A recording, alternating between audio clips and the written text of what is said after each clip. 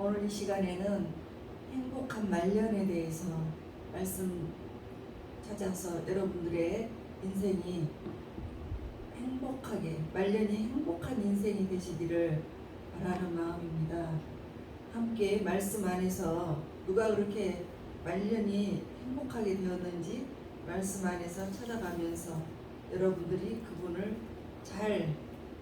그분이 어떻게 행복하게 됐는지를 잘 말씀 속에서 배워가면서 여러분들의 인생도 그렇게 말년이 행복해지시기를 기원하겠습니다. 여러분들이 인생이 요즘에 30, 30, 30에서 초년, 중년, 말년 이렇게 나누고 있죠.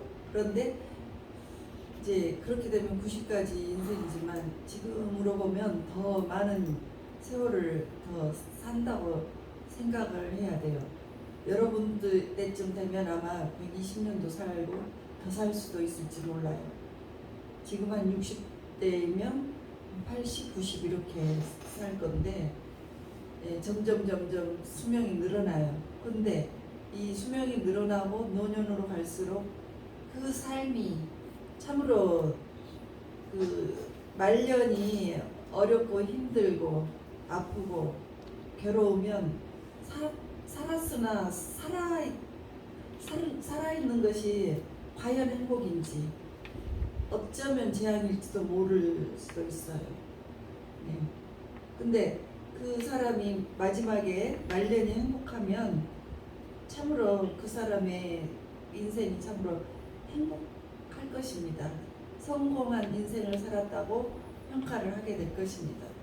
왜냐하면 말년에는 이제 이미 기력도 세해져서 또 몸도 아프고 여러 가지로 또 재산도 재산이 있을 경우에는 자녀들에게 좀 나눠주기도 하고 그래서 이제 재물도 별로 많이 나눠지고 사라지고 그러면서 자꾸 아프게 되죠. 그래서 이제 그 인생이 길게 살고 자기 인생을 자기가 해결하지 못하고 자녀들에게 의지하게 되면 자녀들이 부모에 대해서 왜 빨리 죽지 않을까? 이렇게 생각도 해요. 또 뭐 재산이 많다고 해서 또 그렇지 않습니까?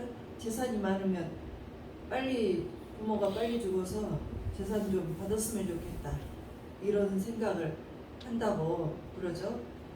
그래서 이 고령이 되면 환영을 받지 못하는데 그런데 이 고령에 자식의 대우도 받고 건강하고 화려하게 살았던 사람이 있어요. 그가 바로 야곱입니다. 그의 인생은 참으로 창세기 47장 9절에 보면 내 나그네 길의 세월이 130년이니 지금 130년까지는 나그네의 의비를 살았어요. 그런데 그 사람은 야곱은 147세까지 살았었습니다. 그렇지만 130세까지는 너무나 엄청난 환란 속에서 살았기 때문에 나그네의 세월이 험악한 세월을 살았다고 했습니다. 도대체 이렇게 험악한 세월이 어떤 것이 얼마나 험악한 세월을 살았기에 130년간 그렇게 말을 하겠습니까? 창세기 27장 41절에 보면 야곱은 형이 에서고 쌍둥이였어요. 그런데 이 에서가 야곱을 죽이려고 했습니다. 그래서 이 형에게서 도망을 쳤어요. 도망을 쳐서 20년간 숨어 지냈습니다. 외삼촌 집에서 숨어 지내고 자기를 언제 죽이려 올지, 언제 내가 형한테 죽을지 모르겠다 하는 그 두려움, 불안, 이런 위협 속에서 살았어요. 그러니까 살아도 이 산 세월이 아니죠. 그 20년간. 그런데 20년이 지난 후에 에서와 다시 만나서 화해를 하게 되었습니다. 하나님께서 그렇게 해주셨어요. 그리고 창세기 31장 29절에 보면 장인이 세상에 세상에 장인이 그 사위를 죽이려고 해요. 그리고 이렇게 겁박을 합니다. 내가 너를 해할 만한 능력이 내 손에 있다 이래요. 여러분, 장인이 얼마나 사위를 사랑하십니까? 자기 두 딸을 데리고 살고 있는 사위에게 죽이려고 했다니까요. 그런 인생 보신 적이 있습니까? 아무리 사이가 안 좋아도 그냥 안 봤으면 안 봤지 장인이 죽이려고 하진 않지 않습니까? 그런데 그렇게 죽이려고 했다는 거예요. 그리고 창세기 34장 1절에서 2절에 보면 디나가 외동딸이에요. 아들들이 12명 중에서 딸은 1명입니다. 그러니 얼마나 예쁘겠어요. 그 디나가 그 세겜이라는 추장에게 끌려가서 강간을 당했어요. 그래서 그 소식을 듣고 이제 25절에서 29절 사이에 그 오빠 두 사람이 시므온과 레이예요. 복수의 칼날을 갈았어요. 그리고 진짜 그 칼을 갈고 그 부족에게 갔습니다. 그리고 다 죽여버려요. 남자라는 남자를 다 죽여버립니다. 아기들까지 세상에. 그리고 거기에서도 부족에서 재물도 다 뺏어오고 처자식들까지도 사로잡고 왔습니다.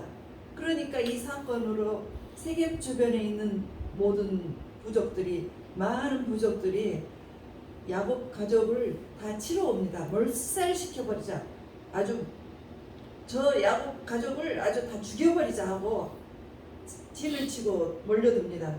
사방에서 어디로 도망갈 수가 없어요. 그럴 때 이제 방법이 있었는데 하여튼 그렇게 해서 소가리를 했습니다.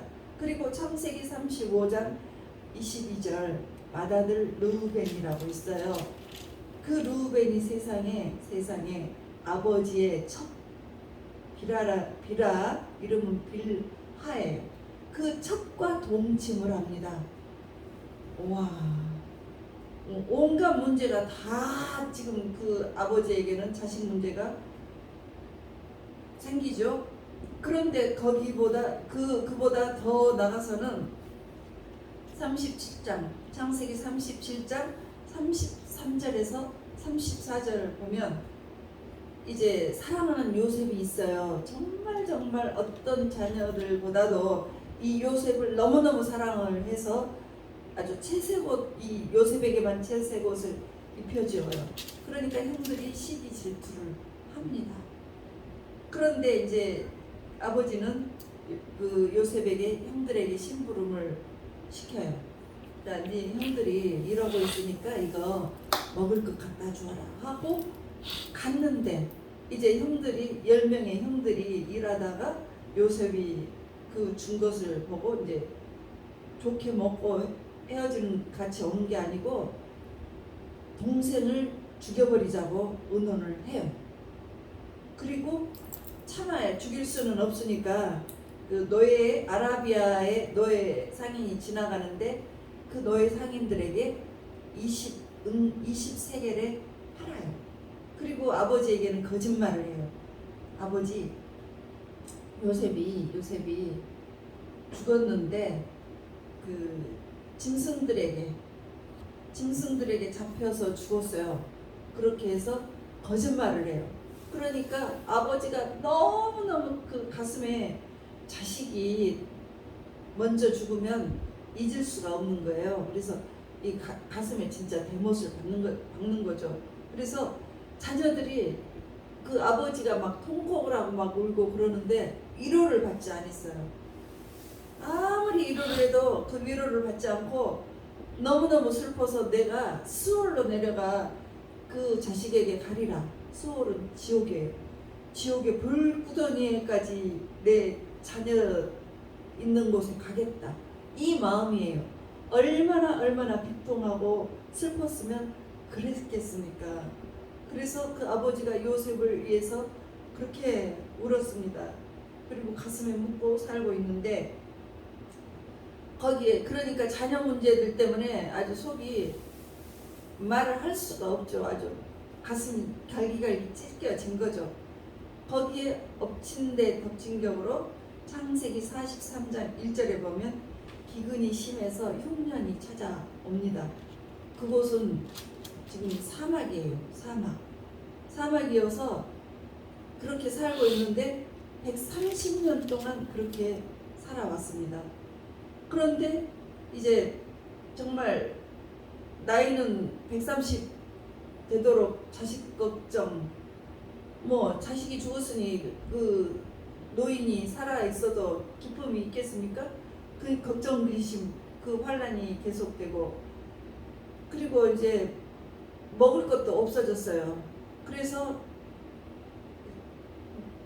이제 뭐 어떻게 할 수가 없는데, 이제 46장, 창세기 46장에서 50장까지 야곱의 인생에 화려한 인생으로 인생 역전이 됩니다. 그래서 오늘 말씀, 본문 말씀에 창세기 46장 1절 본문 말씀입니다. 이 본문 말씀을 읽어보시겠습니다. 이스라엘이 모든 소유를 이끌고 떠나 베엘세바에 이르러 그의 아버지 이삭의 하나님께 희생 제사를 드리니. 그러니까 이스라엘이 누구냐면 야곱이에요. 야곱의 이전의 이름은 야곱인데 지렁이 같은 버러지 같은 야곱이라고 부를 때 이름이 그 야곱이었고, 그 후에 이스라엘이라고 칭했어요. 그래서 이 이스라엘, 이 야곱이 바로 이스라엘인데, 이스라엘이 모든 소유를 이끌고 브엘세바를 왔다고 해요. 그리고 희생제사를 드린다고 합니다. 여기에서 희생제사는 바로 예배를 드린다는 거예요. 예배를 드리러 왔습니다. 이 사건 때문에 하나님께서는 야곱의 인생을 역전을 시키신 것입니다. 하나님께서 그동안의 모든 걱정, 근심, 또 가난, 이런 질고 이런 것들을 다 회복시켜 버리십니다. 정말로 이 사건이 너무나 하나님의 마음에 쏙 드신 것이에요. 지금 브엘세바에 여기까지 온 이 야곱의 상황은 어떤 상황이냐면, 이제 여기 와서 이제 예배를 드리죠. 지금 13년이 넘도록 자기 아들 요셉이 죽은 줄로만 알고 있었는데 요셉이 살아있다고 연락이 왔어요. 그리고 그 어디에서 살고 있냐면, 여기는 지금 기근이 들어서 먹을 것 하나도 없는데 그 당시에 먹을 것이 풍부한 애굽에서 살고 있다는 거죠.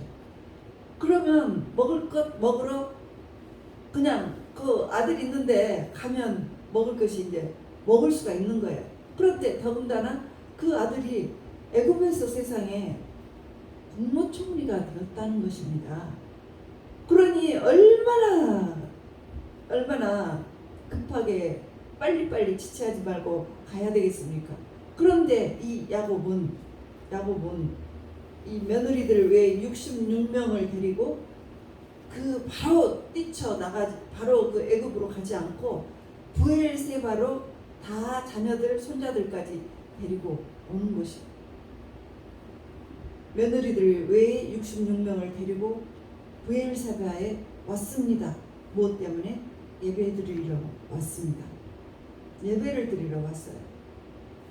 지금 먹을 것도 없고 빨리 가서 이 배고픔도 면해야 되고, 아들, 정말 꿈에도 그리던 아들을 만나야 될 것이 아닙니까?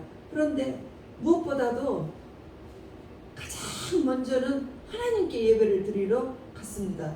그런데 뭐 걸어서 뭐 1시간 그 정도가 아니에요. 130세 된 노인, 여러분들 부모님 살아계십니까? 그분이 지금 100세가 되셨습니까? 130세가 되셨습니까? 130세 된 노인님이 말이죠, 43km를 걸어요. 근데 이 걷기 편한 땅이 아니고 사막이에요. 사막을, 지열이 40도나 되는 사막을 그렇게 푹푹 꺼지는 그 모래바닥에 발이 푹푹 꺼져요. 그런 곳을, 그 발바닥도 뜨거운 그런 거 40도가 넘는 곳을 밟으면서 43km 정도 되는 곳을 걸어가야 돼요. 헤브론에서 브엘세바, 그들이 살던 헤브론에서 브엘세바까지가 43km 정도 됩니다. 그런 곳을 먼저 걸어서 가는 거예요. 그때 당시에는 교통수단이 뭐 기계로 된 교통수단이 지금처럼 차 이런 것이 없어요. 그래서 그렇게 가는데 뭐 하러 갑니까? 예배를 드리러 갑니다. 예배를. 그런데 그 사막을 걸으면 여러분 죽을 수도 있어요. 왜요? 130대 된 노인이 그 뜨거운 모래 바닥을 푹푹푹푹 밟으려면 덥기도 하고 너무나 뜨거워서 더워서 쓰러질 수도 있고 죽을 수도 있는데 거기에 갔습니다. 그 예배를 드리러 온 거예요.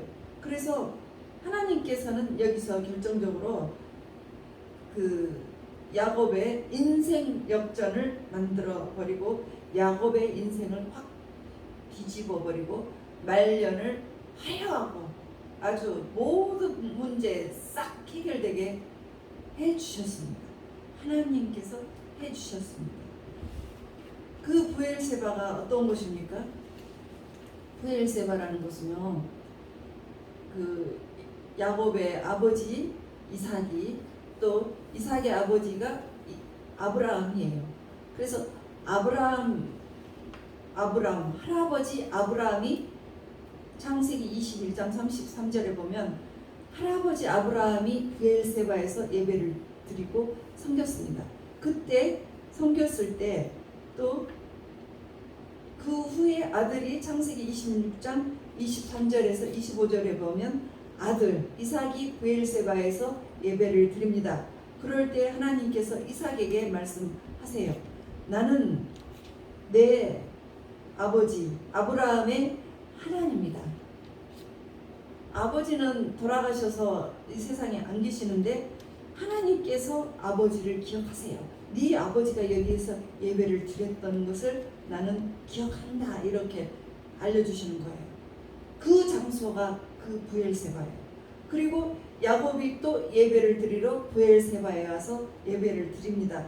그랬더니 창세기 46장 2절에 보니까 하나님께서 불러주십니다.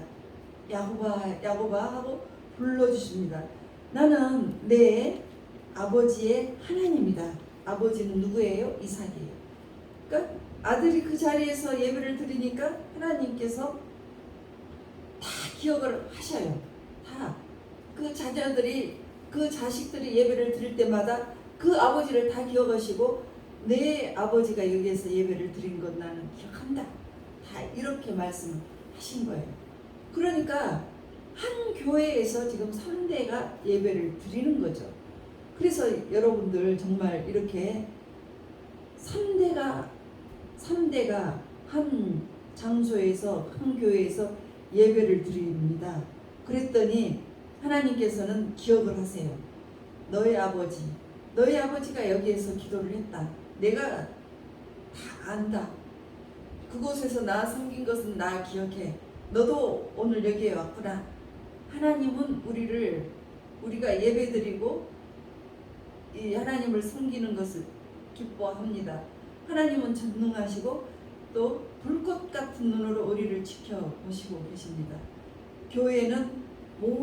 교회에서 드리는 예배는 모든 신앙을 총결산하는 자리예요. 이곳에 말씀이 있고 믿음이 있고 기도가 있고 찬송이 있어요. 이런 것이 있습니다. 이런 곳에서 브엘세바에서 드렸을 때 인생 역전이 되었습니다. 그 야곱이 인생이 3가지 큰 사건이 겪어졌을 때 하나님께 예배를 드렸더니 그 모든 문제들이 해결되는 큰 사건들이 있습니다. 3가지 사건 있습니다. 첫 번째, 창세기 28장 15절에 보면 이제 야곱이 형 에서가 죽이려고 했을 때 빈몸으로 막 도망쳐서 나왔어요. 그리고 베델에 왔습니다. 베델은 교회를 말해요.